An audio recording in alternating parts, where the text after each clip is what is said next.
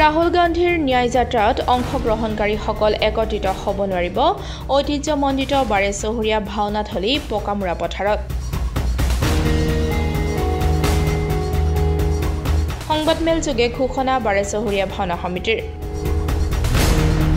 ৰাহুল গান্ধীৰ ভাৰত জোড়ো ন্যায় যাত্ৰাৰ কাৰ্যসূচীত অংশগ্ৰহণকাৰীসকলে অনুমতি নোলোৱাকৈ ব্যৱহাৰ কৰিব বিচৰা জামুগুৰিহাটৰ ঐতিহ্যমণ্ডিত বাৰেচহৰীয়া ভাওনাৰ থলী পকামুৰা পথাৰ কোনো কাৰণতে ব্যৱহাৰৰ বাবে অনুমতি নিদিয়াৰ বিষয়ে ব্যক্ত কৰে বাৰেচহৰীয়া ভাওনা সমিতিয়ে। আজি জামুগুৰিহাটৰ পৰিদৰ্শন বঙলাত অনুষ্ঠিত এক সংবাদমেলত এই কথা স্পষ্ট কৰিলে বাৰেচহৰীয়া ভাওনা সমিতিৰ বিষয়ববীয়াসকলে।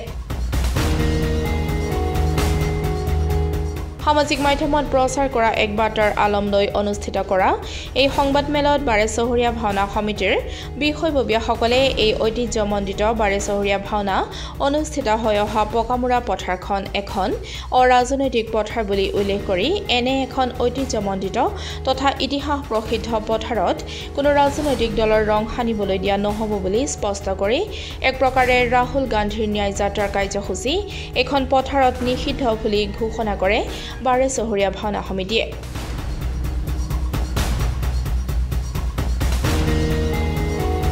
উল্লেখ্য যে সংবাদমেলত বাৰেচহৰীয়া ভাওনাৰ স্থায়ী সমিতিৰ সভাপতি ভৱ গোস্বামী, উপসভাপতি জগত বৰা, সাধাৰণ সম্পাদক জয়ন্ত বৰা, মুখপাত্ৰ নিতুমণি বৰা, সাংগঠনিক সম্পাদক বিশ্বজিৎ হাজৰিকা আৰু অন্যতম বিষয়ববীয়া শৈলেন বৰকটকীকে ধৰি বিষয়ববীয়াসকল উপস্থিত আছিল।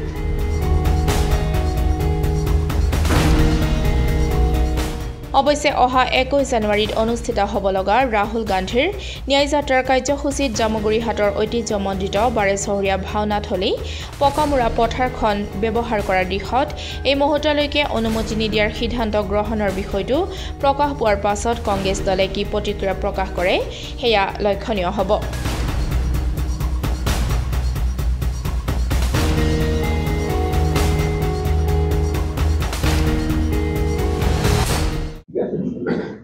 হয়, সকলোলৈ মোৰ ভোগালী বিহুৰ শুভেচ্ছা আগবঢ়াইছোঁ।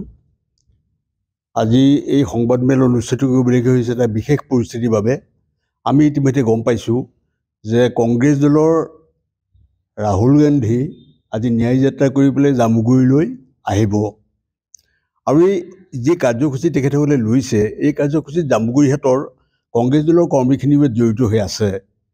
কিন্তু আমি এতিয়ালৈকে বুলি আমাৰ কমিটিখন আমাৰ জামুগুৰিহাটৰ বাৰেচহৰীয়া ভাওনা এক স্বাভিমানী অনুষ্ঠান, এটা সাংস্কৃতিক অনুষ্ঠান, বৃহৎ সাংস্কৃতিক অনুষ্ঠান, দল মত নিৰ্বিশেষে সকলো মানুহ এই অনুষ্ঠানৰ লগত আমাৰ জড়িত হৈ আছে। তেনে এটি মহান অনুষ্ঠানৰ স্থায়ী সমিতি এখন থকাৰ পিছতো আজি ৰাহুল গান্ধী ন্যায় যাত্ৰা কৰি পেলাই জামুগুৰিৰ মাজেৰে যাব আৰু জামুগুৰি বাৰেচহৰীয়া প্ৰকল্প জামুগুৰি বাৰেচহৰীয়া থলী তেখেতসকলে ব্যৱহাৰ কৰিব, এই কথাটো স্থায়ী কমিটিৰ কোনো অনুমতি নোহোৱাকৈ এনেধৰণৰ কাৰ্যসূচী লোৱাত আমি সঁচাকৈ আচৰিত হৈছোঁ। আৰু এইটো কোনো নিয়ম নহয়, কোনো এইটো সমীচীন হোৱা নাই। তেখেতসকলে এনেধৰণৰ অনুমতি নোলোৱাকৈ ইয়াত ন্যায় যাত্ৰা আহি পেলাই ইয়াত জামুগুৰি থলী ব্যৱহাৰ কৰিব, এইটো কোনো কাৰণত আমি এতিয়াও এইটো বৰদাস্ত কৰিব নোৱাৰোঁ। এইটো কোনো কাৰণত নিয়ম নহয়, কোনো অনুষ্ঠানৰ নিয়ম নহয়। গতিকে মই বিশেষভাৱে মোৰ এটাই কথা যে জামুগুৰিহাটৰ কৰ্মীখিনি অন্ততঃ এই ন্যায় যাত্ৰাৰ অনুমতিটো আমাৰ স্থায়ী কমিটিৰ ফালৰ পৰা ল'ব লাগিছিলে। তেখেতসকলে কোনো অনুমতি লোৱা নাই, এইটো এটা বৰ সমীচীন হোৱা নাই। আৰু ইয়াৰ উত্তৰ তেখেতসকলে দিব লাগিব আমাক। এটা সময় আহিব যিটো সময়ত তেখেতসকলে উত্তৰ দিব লাগিব আমাক যে কি কাৰণে এখন বৃহৎ স্থায়ী কমিটি থকাৰ পিছতো এনে এটা অনুষ্ঠানৰ জামুগুৰিহাটৰ যি স্বাভিমানী অনুষ্ঠান, জামুগুৰিহাটৰ সাংস্কৃতিক অনুষ্ঠান, এই অনুষ্ঠানৰ কোনো অনুমতি নোলোৱাকৈ ইয়াত ন্যায় যাত্ৰা কৰি পেলাই কোনোবাই ইয়াত আহি ব্যৱহাৰ কৰিব, এইটো কথা কোনো কাৰণত সহ্য কৰা নহয়। আৰু তেখেতে ইয়াৰ স্পষ্ট উত্তৰ আমাক এটা সময়ত দিব লাগিব।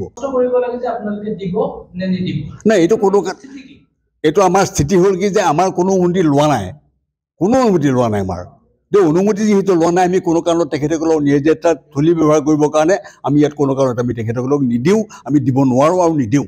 এই কথা আমি স্পষ্টভাৱে প্ৰকাশ কৰিছোঁ। ৰাহুল গান্ধীয়ে পকামুৰা পথাৰত ভৰি দিব নোৱাৰিব, কাৰণ আমাৰ অনুমতি লোৱা নাই। অনুমতিবিহীনভাৱে তেখেতসকলে আহি ইয়াত তেখেতসকলে ব্যৱহাৰ কৰিব, এইটো কথা কোনো কাৰণত আমি সহ্য নকৰোঁ, কোনো কাৰণত আমি অনুমতি নিদিওঁ। চাওক, বাৰেচহৰীয়া ভাওনা আমাৰ জামুগুৰিৰ স্বাভিমান, এক ঐতিহ্যমণ্ডিত অনুষ্ঠান। 2023 চনৰ শেহতীয়া যি 12চৰীয়া ভাওনা, প্ৰতি 12চৰীয়া ভাওনাতে শেহতীয়া ভাওনাত ই আৰু অধিক পূৰ্বতকৈ ক্ৰমে ক্ৰমে ইয়াৰ গৰিমা বৃদ্ধি পাই গৈ আছে। লাখ লাখ মানুহে ইয়াত অংশ লৈছে আৰু এই 12চৰীয়া ভাওনা আমাৰ সকলো ৰাজনৈতিক দলৰ মানুহৰ, সকলো ধৰ্ম, সকলো পন্থাৰ মানুহৰ অনুষ্ঠান। ইয়াত এইটো এটা অৰাজনৈতিক অনুষ্ঠান। ইয়াত ৰাজনৈতিক মানে তাত বিভিন্ন ৰাজনৈতিক পন্থা অনুসৰণ কৰা মানুহ আছে ইয়াত, কিন্তু ই কোনো ৰাজনৈতিক আদৰ্শৰ লগত 12চৰীয়া ভাওনাৰ কোনো সম্পৰ্ক নাই, এইটো স্পষ্ট কৰি দিছোঁ। ইয়াৰ 12চৰীয়া ভাওনা উদযাপন সমিতিৰ সভাপতি, আজি 5 বাৰৰ সভাপতি তথা স্থায়ী সমিতিৰ মুখ্য উপদেষ্টা এই পদ্ম হাজৰিকা দেৱৰ প্ৰচেষ্টাত আজি 12চৰীয়াৰ ভাওনা অনুষ্ঠিত হোৱা পকামূৰা ভূমিখণ্ড আজি 12চৰীয়া স্থায়ী সমিতিৰ সম্পত্তি হ'ল। মুখ্যমন্ত্ৰী মহোদয় বা অসম চৰকাৰে 10 কোটি টকাৰে সেই মাটি ক্ৰয় কৰি আমাক প্ৰদান কৰিলে। এইটো বিধায়ক মহোদয়ৰ প্ৰচেষ্টাত সম্ভৱ হৈছে। 30 কোটি টকাৰ প্ৰকল্প আপোনালোকৰ সন্মুখত আছে। ই জামুগুৰি এক ঐতিহ্যমণ্ডিত সম্পদত পৰিণত হৈছে। গতিকে তেখেতে বিধায়ক হিচাপে, উদযাপন সমিতিৰ সভাপতি হিচাপে, মুখ্য উপদেষ্টা হিচাপে এইখিনি কাম কৰিছে। গতিকে তেওঁক বেয়া পায় বুলিয়ে কোনোবাই যদি 12চৰীয়া ক্ষেত্ৰখনক কিবা, আমি ভাবিছোঁ যে এইটো কিবা বিতৰ্কৰ মাজলৈ সোমাবলৈ বিচাৰিছে নেকি কোনোবাই উদ্দেশ্য প্ৰণোদিতভাৱে এই কথাটো। কাৰণ অনুমতি নোলোৱাকৈ 12চৰীয়া কোনোবা এটা ঠাইত কিবা মিটিং এখন, সৰু মিটিং এখনো নহয়, সাধাৰণ সৰু 20 জন মানুহৰ এখনো মিটিঙো অনুমতি নোহোৱাকৈ কোনো স্থানত নহয়, সকলোৱে জনা কথা এইটো। গতিকে কংগ্ৰেছৰ নিচিনা এটা অনুষ্ঠানে, এটা পুৰণি ৰাজনৈতিক দলে এই কামটো কৰিবলৈ যোৱাৰ কাৰণটো কি, আমি সেইটো তেওঁলোকৰ পৰা জানিব বিচাৰিছোঁ। আৰু এনেধৰণৰ কৰ্মকাণ্ডক আমি তীব্ৰভাৱে গৰিহণা দিছোঁ 12চৰীয়া ভাওনা সমিতিয়ে। আৰু তেওঁলোকৰ উদ্দেশ্যটো কি, যে বিধায়কজনে এইখিনি কাম কৰিছে কাৰণেই তেওঁক আমি বিতৰ্কৰ মাজলৈ বা 12চৰীয়া কমিটিখনক বিতৰ্কৰ মাজলৈ ঠেলি দিয়াটো আমাৰ কাৰোবাৰ উদ্দেশ্য নেকি? কাৰণ বিভিন্ন কথা শুনি থাকোঁ। মাজতে সামাজিক মাধ্যমত আমাৰ যি উপজিলা যি নতুনকৈ প্ৰতিষ্ঠা হৈছে, নদুৱাৰ উপজিলা, তাৰ সদৰ ঠাইতো এই 12চৰীয়া ভাওনাৰ পকামূৰা পথাৰ কৰিব লাগে বুলি এচামে দাবী উত্থাপন কৰিছে একে শ্ৰেণীৰ মানুহে। এটা নাচুত নাভূত কথা। তাৰমানে উদ্দেশ্যটো কি? কি কাৰণে বাৰে বাৰে 12চৰীয়া আমাৰ ভাওনা ঐতিহ্যমণ্ডিত অনুষ্ঠানটোক লক্ষ্য কৰি লোৱা হয়? গতিকে এই কথাবিলাক আমি মানে আমাৰ মনত এই প্ৰশ্নবিলাকৰ উদয় হৈছে। গতিকে আমি এই কথাখিনি স্পষ্ট কৰি দিলোঁ যে অনুমতি নোলোৱাৰ কাৰণে সাধাৰণ মৌখিকভাৱেও কোনো ধৰণৰ যোগাযোগ কৰা নাই। বোলে কাগজখন দিয়া নাই, পাৰ্মিশ্যনৰ কাগজখন, কাৰোবাৰ লগত আমাৰ কোনোবা কৰ্মকৰ্তাৰ লগত ফোনৰেও এটা কথা পাতিছে, সেইটোও নাই। গতিকে এই কথাটো আমি সামগ্ৰিকভাৱে যাতে 12চৰীয়া ভাওনা সমিতিক লৈ কোনো ধৰণৰ বিতৰ্কৰ সৃষ্টি নহয়, সেইকাৰণে আমি এই কথাকেইটা স্পষ্ট কৰি দিলোঁ। ধন্যবাদ। আমি এটা কথা জানিব খুজিছোঁ, আমাৰ 12চৰীয়া যিখন ক্ষেত্ৰ আছে তাত যে তেওঁলোকে এই অনুষ্ঠানটো পাতিবৰ কাৰণে আমি কেনেকৈ গম পালোঁ বা আপোনালোকে কেনেকৈ গম পালে? আমি ছ'চিয়েল মিডিয়াত এখন প্ৰচাৰ পত্ৰ পাইছোঁ। এই প্ৰচাৰ পত্ৰখন আমাৰ লগত আছে। এতিয়া তেওঁলোকে এইখন আপোনালোকক দেখুৱাইছোঁ।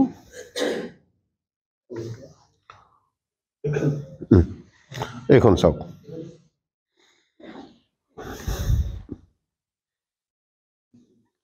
এইটো স্পষ্ট কৰিব লাগে তেওঁলোক। বোলে নহয় এখন ফেক, সেইটোও কৈ দিব লাগে, কিবা এটা ক'ব লাগে কথাটো। কাৰণ এইটোতো সম্ভৱ নহয়। আজি সাধাৰণ মইনা পাৰিজাতৰ বা গাঁৱৰ পুথিভঁৰালৰ মিটিং এখনো পাৰ্মিশ্যন নোহোৱাকৈ গাঁৱৰ নামঘৰটোত নেপাতে। তেনেস্থলত ইমান ডাঙৰ এটা অনুষ্ঠান কোনো ধৰণৰ অনুমতি মানে তেওঁলোকে নিবিচৰাকেই নাম প্ৰচাৰত দি দিব, এইটোতো আৰু কোনো কাৰণত হ'ব নোৱাৰে কথাটো। সেইকাৰণে এইটো কথা আমি তেওঁলোককো স্পষ্ট কৰি দিবলৈ আহ্বান জনাইছোঁ। ভাওনা সমিতিৰ তৰফৰ পৰা সকলোকে ভোগালী বিহুৰ শুভেচ্ছা জনালোঁ। আমি এটা বিশেষ কাৰণত ইতিমধ্যে কোৱাই হৈছে, আপোনালোকক আমন্ত্ৰণ কৰি আনিছোঁ। 12চৰীয়া ভাওনাৰ যি পকামূৰা পথাৰ, এই পথাৰ যুগ যুগ ধৰি 12চৰীয়া ভাওনা কমিটিয়ে ব্যৱহাৰ কৰি আহিছিলে। আমি পট্টাদাৰসকলক অনুৰোধ কৰি পেলাই কৰিছিলোঁ অনুমতি লৈ। কিন্তু যোৱা বছৰৰ পৰা আমাৰ বিধায়কগৰাকীৰ একাত্ম চেষ্টাৰ ফলত অসম চৰকাৰে তাতে 50 বিঘা মাটি ক্ৰয় কৰি 12চৰীয়া ভাওনাক প্ৰদান কৰিছে। এতিয়া সেই ভূমিখণ্ড সম্পূৰ্ণৰূপে 12চৰীয়া ভাওনা কমিটিৰ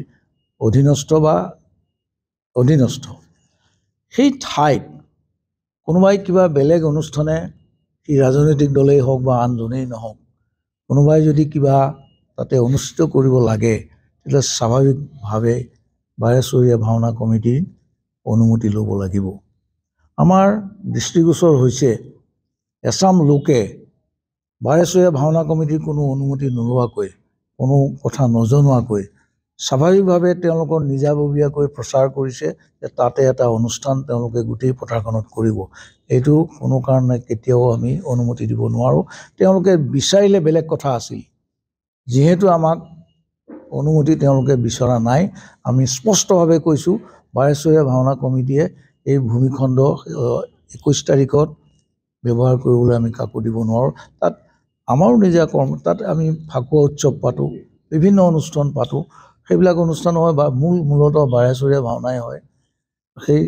অনুষ্ঠানটোৰ অনুমতি নোলোৱাকৈ তেওঁলোকে কৰিব খোজাটো বিশেষভাৱে কংগ্ৰেছ দলে কামটো কৰিব খুজিছে আমি বিৰোধ কৰিছোঁ আৰু কোনো কাৰণতে তাত অনুমতি নোহোৱাকৈ আনক কাম কৰিবলৈ দিয়া সম্ভৱ নহয় স্পষ্টভাৱে আমাক কোনো আবেদন দিয়া নাই একো দিয়া নাই কিন্তু আমি কেনেকৈ জানিম তেওঁলোকে বিচাৰিছে ফেচবুক গোটেইবিলাকত প্ৰচাৰ কৰিছে যে সেই গোটেই পথাৰখন 21 তাৰিখে তেওঁলোকে ব্যৱহাৰ কৰিব কাক সুধিলে সামাজিক মাধ্যমৰ প্ৰচাৰ কৰিছে আমাকতো সোধা নাই মই আমাৰ কাৰ্যকৰী সভাপতি জগত শইকীয়াদেউ আছে তেখেতক খবৰ কৰিবলৈ অনুৰোধ কৰিছোঁ